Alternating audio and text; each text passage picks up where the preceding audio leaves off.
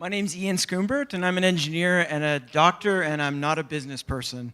So I'm here to talk about a revolutionary tool for airway management.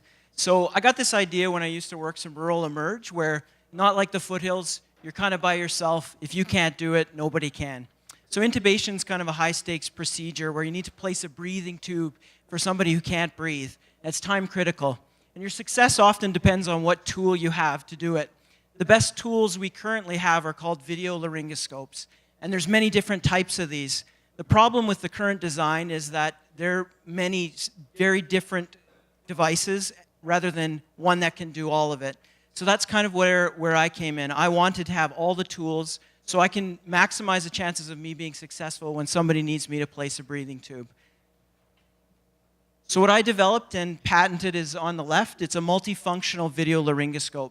So rather than having a device that's siloed into one capability for a certain patient population, I've designed a device that can do multiple different things. And it does this because it has two main pieces. One is a handle and monitor, and the second part is actually is the blade module. So that's shown in blue.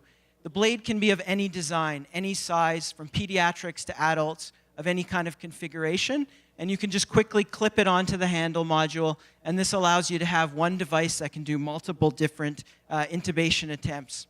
So if you fail, you can try a different tool. If you fail again, you can try a different tool, all with one device. This is something that currently requires many, many devices, something that healthcare systems just don't do. And I think this tool can provide us with essentially a Swiss Army knife of intubation. The problem I had was developing I didn't want to also fiddle with the position of the monitor to give you the best view possible. So I developed a monitor stabilization technology taking from camera gimbal stabilization, which keeps the monitor directly in your line of sight so you don't have to play with it while you're doing a high-stakes procedure.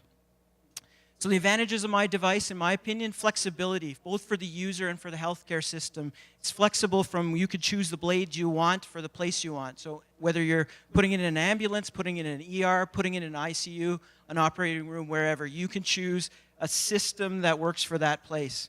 It'll improve the situational awareness of the user with the monitor stabilization technology. It's highly portable, so you can put it in a backpack. It's familiar in that the linking mechanism is similar to the old technology that's been used for years. It's a good training tool, and you can use it to document your intubation attempt. I've developed a prototype. I'm going to be giving that to experienced users and novices to get their opinions, and then I want to work further to develop this because I think it should come to market.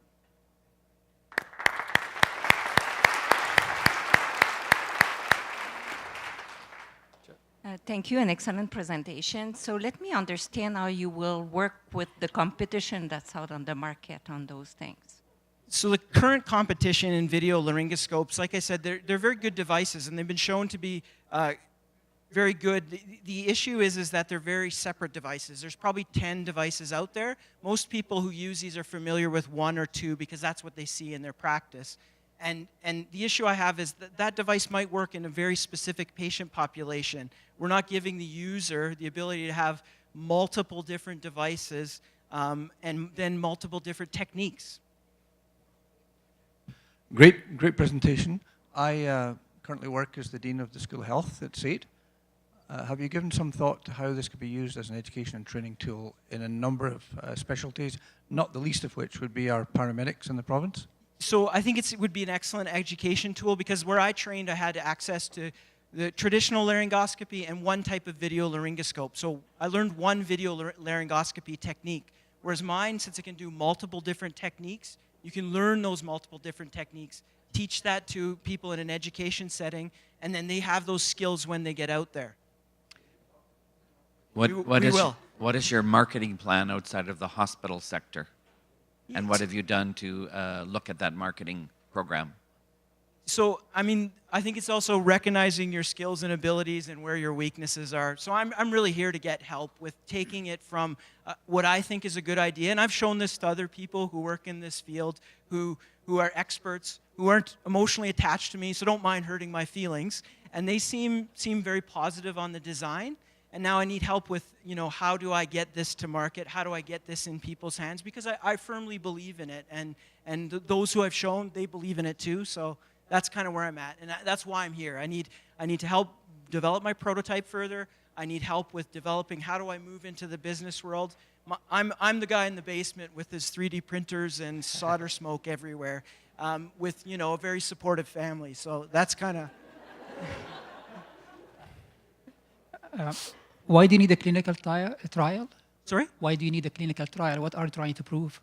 Well, you might not need a clinical trial. I think the technology has been proven. My innovation is really is just that multifunctionality, as well as the monitor stabilization.